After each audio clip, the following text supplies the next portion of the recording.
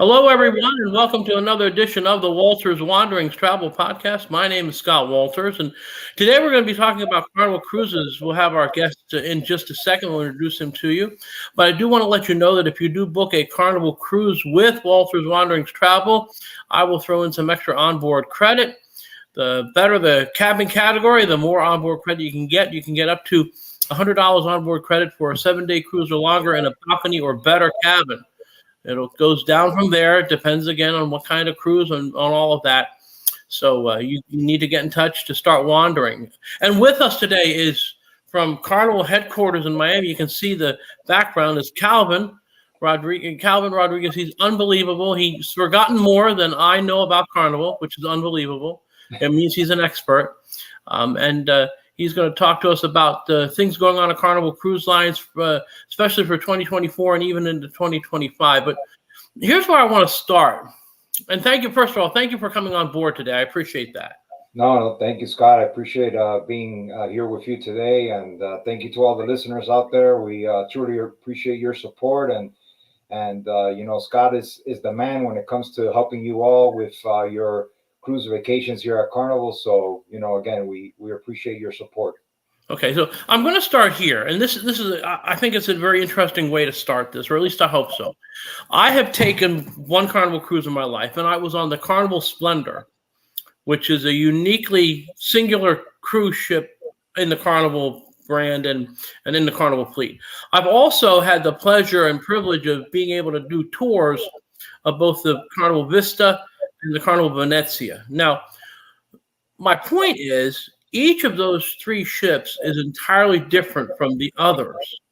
That's right. In both the amenities and both the size and the scope and what they do, how they go, where they go, everything else. And I think it's really important for people to understand that a company like Carnival has a cruise ship for every cruising style and for every cruising type of person.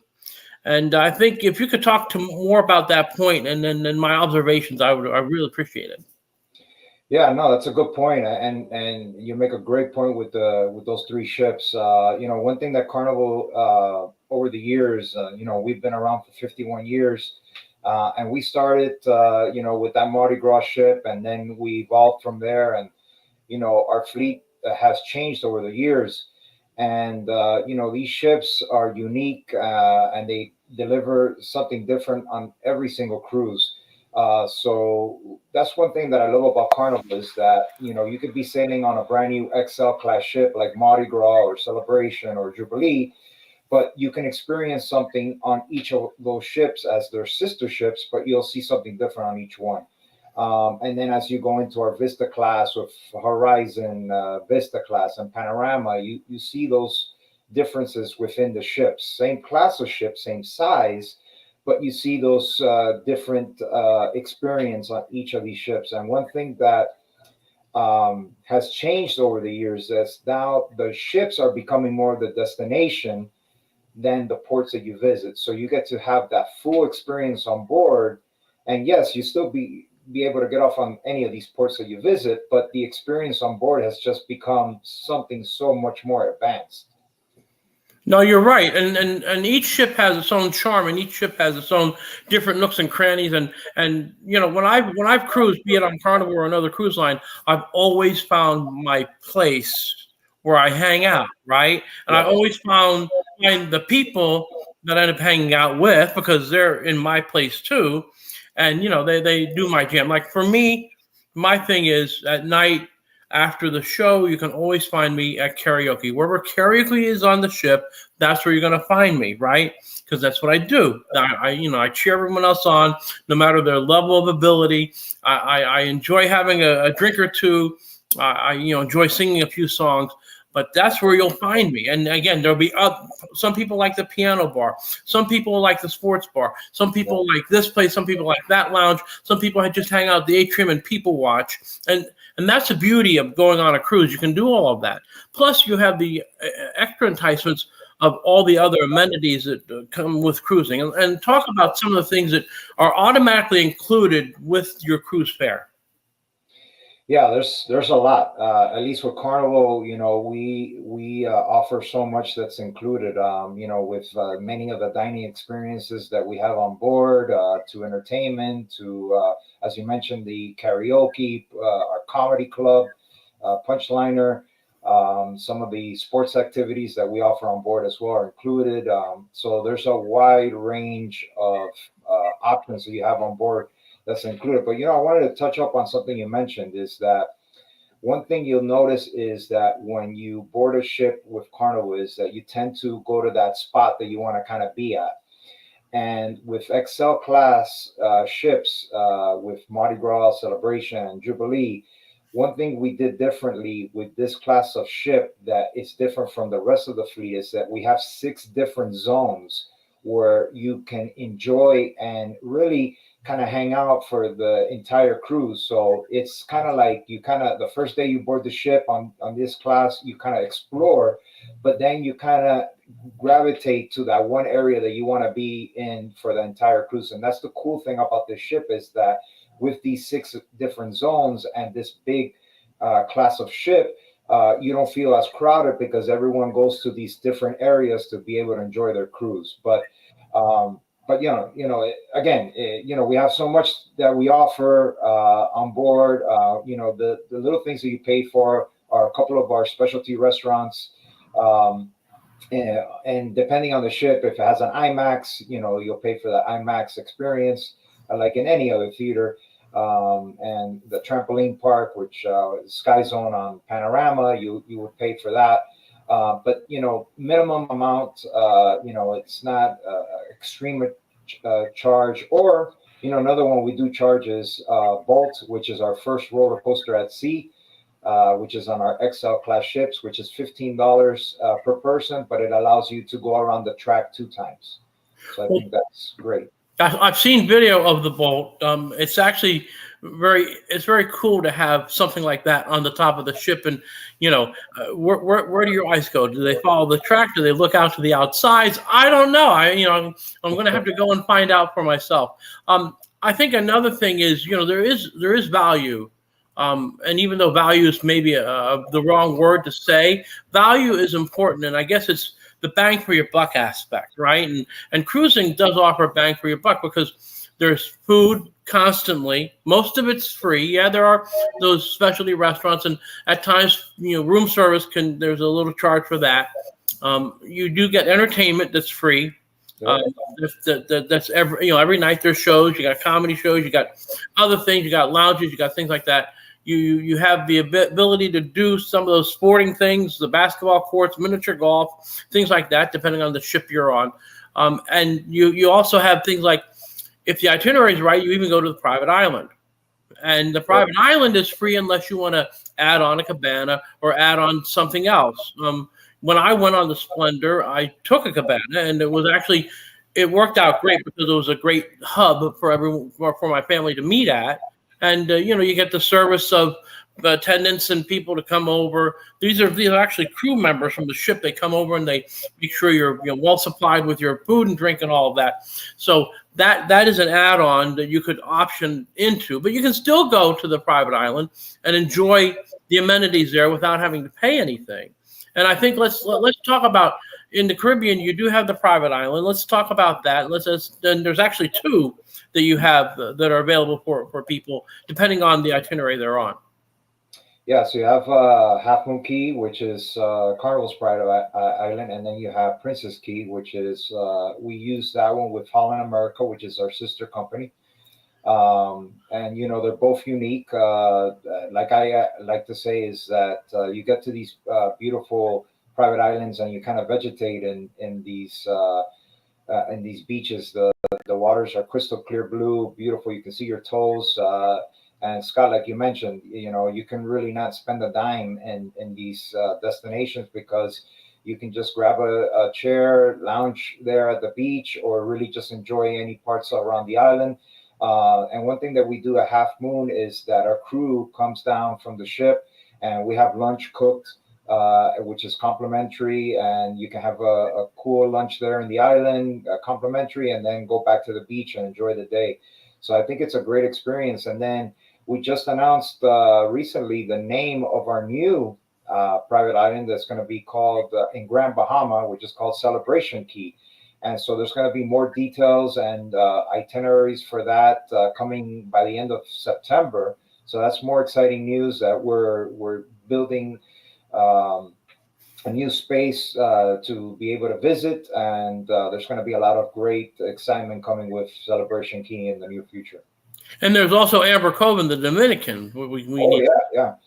So those, so you have like Amber Cove, Honduras, Cozumel, some of these destinations that we visit that Carnival has built, their infrastructure there, and it's almost like an extension of the ship because you get off in, for example, in Half Moon Cay in the Dominican Republic, and you get off there and you have that beach style resort style pool.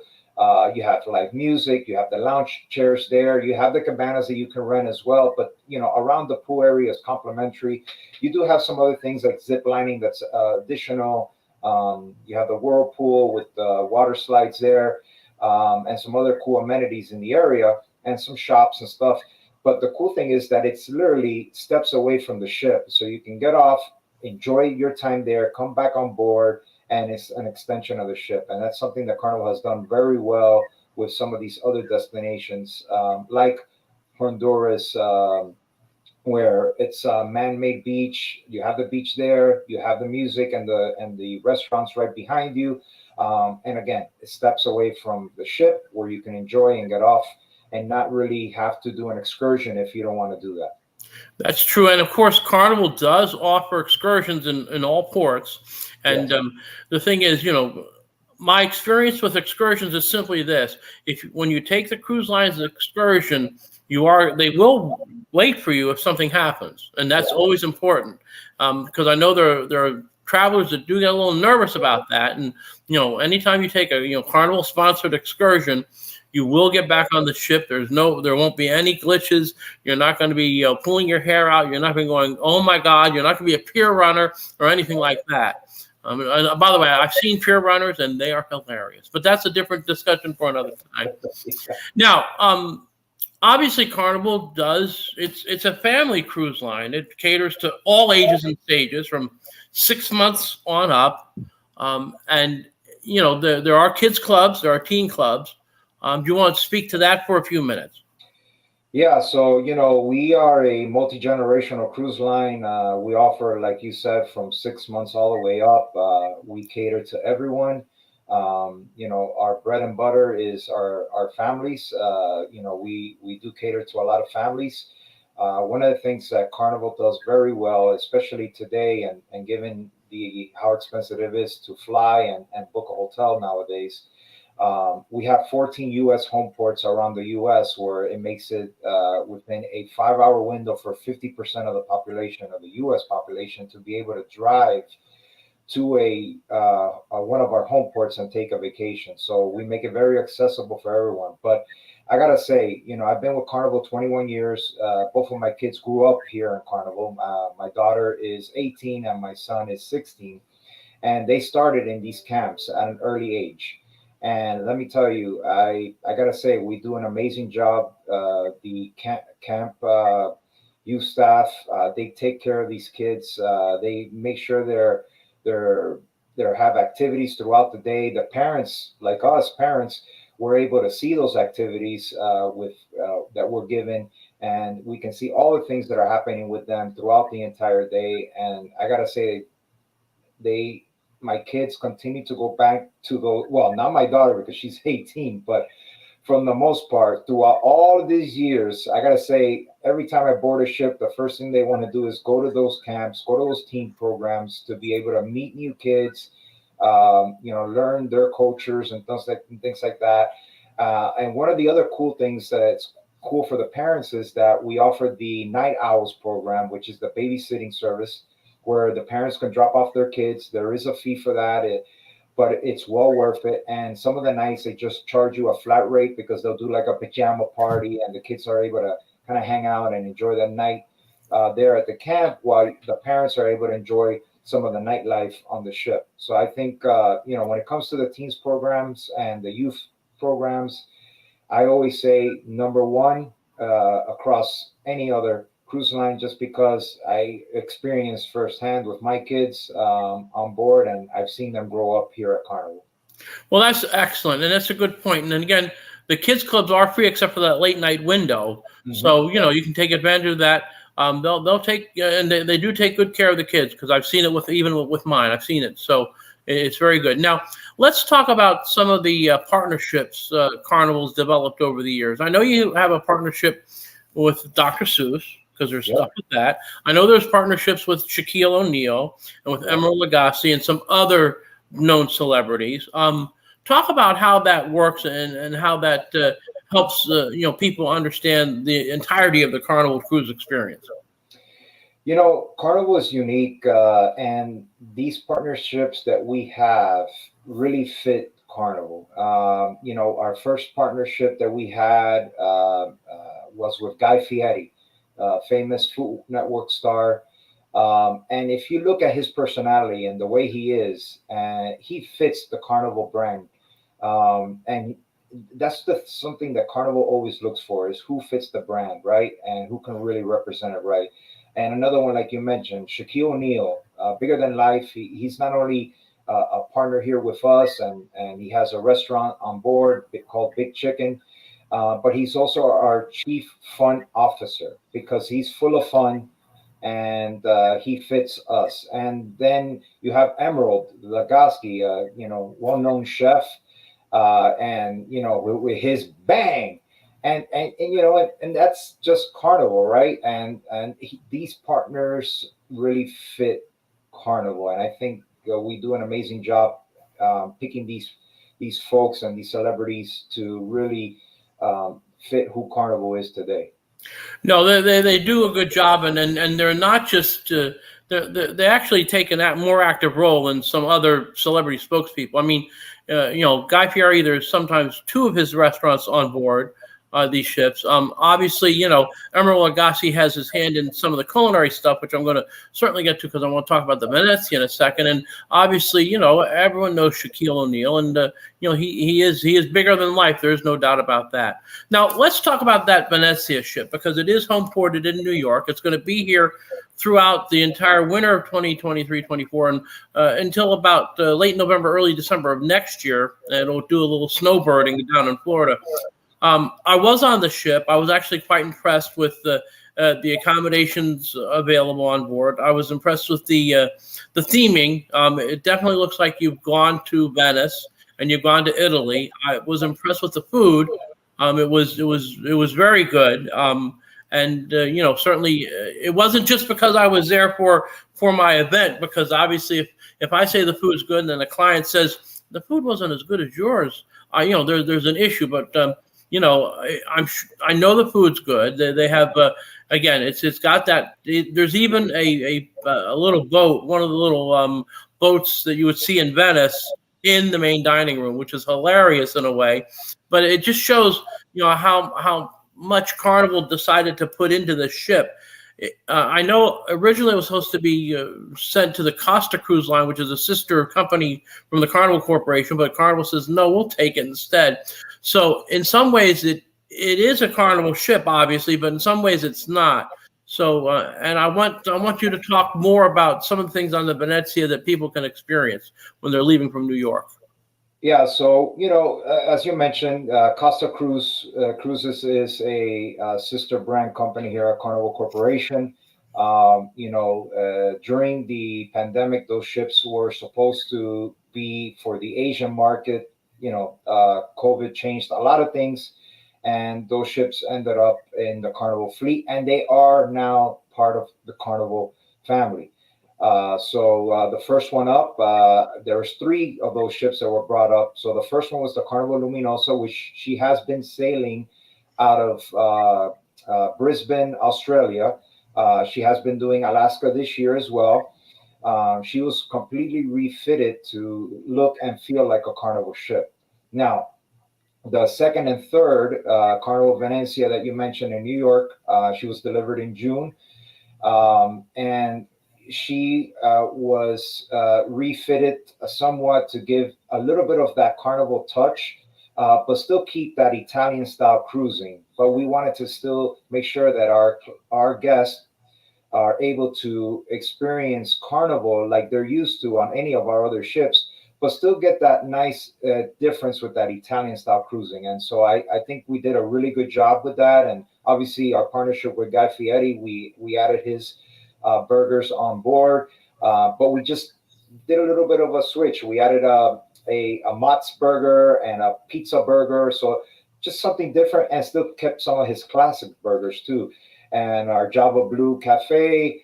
But then we added a gelato station there, so just keeping that Italian, but still keeping some of the other things that we're used to on all of our other Carnival ships on board. Our sports square area for all the sports activities and things like that were added to the ship, and so many of the other spaces that we here at Carnival have. But I gotta say, like you mentioned, I got to see the ship in New York. She looks great. The food was amazing, and we just didn't create a different menu for that event. This is what guests will experience when they sail on the ship, and I gotta say, it's a great ship. I think the itinerary to New England and Canada, and the 8 days day southern. You got a Bermuda sailing as well, and then she'll be coming in late 2024 to Port Canaveral and offering those Eastern, Western Caribbean sailings and some of those journey cruises. Yeah, it's really a tremendous ship, and I was really impressed by it. There's no doubt. Now, I want to talk for a minute about groups, because when you go with a group, there are many advantages. So I guess we need to talk about, the minimum number of cabins for a group. What kind of groups can you have, and what some of the advantages of being part of a group might be. I also should tell everyone that I do have, not just for the Venezia, but for many other Carnival cruises, I do have access to group space, and you don't actually have to be a part of that group in order to get all the bonuses from actually booking into that kind of group space. So talk about groups, minimums, and then what people can expect by being part of a group. Yeah, there's the advantage always is you start with 8 cabins, so that's the minimum amount for Carnival to open up a group. But you did bring up a good point, is that by you holding different dates within groups, your clients can then take advantage and not necessarily be part or know the other people within that group, but still take advantage of some of the amenities that the group offers, which I think is fantastic, because you may not have 8 cabins, but if there's a particular sailing that Scott is holding that it's within a group and you can take advantage of those amenities, then he's going to help you to make sure you take advantage of those things. But yeah, I mean, listen, if you're out there and you're listening, if you're a nonprofit organization, if you are a organization looking to bring, like a chamber or local organization that you're looking to bring your members on board our ships, or even a business as a incentive for your employees, or even take your employees on a cruise, maybe a 3-day cruise getaway. Carnival is the right brand to do that, and Scott can definitely help you with that, because there are so many advantages, pricing. There are some perks that come with the groups as well, and so especially when doing a fundraiser group. So I kind of mentioned nonprofit. One of the things that Carnival does give back for nonprofit organizations is that we give back a check to that nonprofit organization for that fundraising effort. And I think we do a really good job with that. And, not to go into too much detail into that, but, that is an option for those nonprofit organizations that are out there maybe listening. Hey, if you are looking to raise money, we can help you with that. And then Scott can definitely help you get there and help you understand that a little bit better. Right. And for the people who are booking on board, these fundraiser groups, which I can get into more detail with on an individual basis. Obviously, as long as the not-for-profit's the 503c3 type of thing and is fully registered with the IRS with their tax-exempt numbers and all, it's an easy form to fill out. and then we send it into Carnival. Carnival says okay. Then literally all you have to do is we have to just sell the cruise to whomever's coming. It can be a simple 3-day cruise from Miami. It could be one of the 5-night cruises to Bermuda from New York. It could be a journey cruise of 14 days. And again, it can be any type of not-for-profit. It could be the PTA, for goodness sakes. It could be, a food bank. It could be, the United Way. It could be the Rotary Club. It could be anybody. Anybody out there that could benefit from this. And again, raising money is a good thing, because I know another one of the partnerships that Carnival has is with St. Jude's. Yeah. And again, so Carnival is definitely into helping out where help is needed. And even during the pandemic, they were still doing things to help out. They, I mean, we all know, that there was a big stop in cruising for over a year, and Carnival was able to still, maintain itself and even grow. And post COVID, the numbers are spectacular as far as the number of people cruising and all of that. Before we go, just give us some of the different areas of the world that Carnival goes to. So, we at Carnival, we're known for the Caribbean, right? And, we're the leaders in that. We have more ships, in our fleet that go to the Caribbean. However, there are some sailings that are unique and are exotic destinations that we do travel to. And those sell out very, very fast. And I'll give you a couple of examples. Some of these, we call them journey cruises. And the reason why they're journey cruises is because they're more than 9 days, which typically the Caribbean's itineraries are anywhere from 3 to 8 days.